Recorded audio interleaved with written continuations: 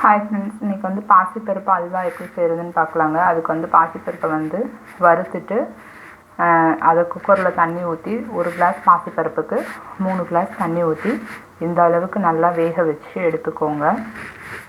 இப்போ வந்து வடசட்டியில் வந்து 1 ஸ்பூன் தேங்காய் எண்ணெயும் 1 ஸ்பூன் நெய்யும் வச்சுக்கிறேன். இதில் வந்து முந்திரி திராட்சை வந்து வறுத்துக்கோங்க.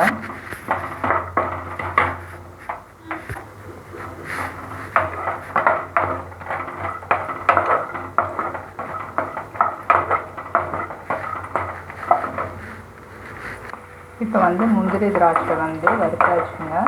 இப்போ இதில் வந்து 1 கிளாஸ் ரவை சேர்த்து அதையும் இதிலே வறுத்துருங்க.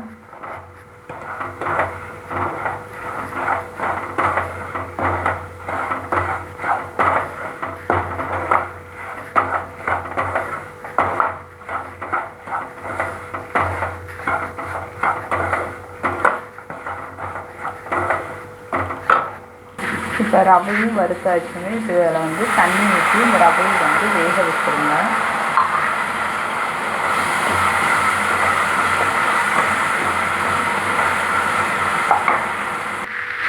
இப்போ வந்து இந்த ரவை வந்து வெந்துடுச்சு. இப்போ இதில் வந்து வெல்லத்தை வந்து வடிகட்டிடலாங்க. அந்த ரவையில் வந்து வெல்லம் வடிகட்டியாச்சு. இப்போ இதில் வந்து வேக வச்ச பாசிப்பருப்பை வந்து இதில் சேர்த்துடுங்க.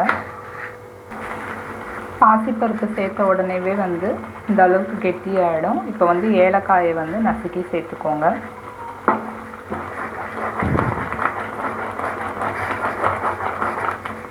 இப்போ இதை கிண்டிக்கிட்டே வந்து நெய் சேர்த்துக்கோங்க 1 ஸ்பூன்.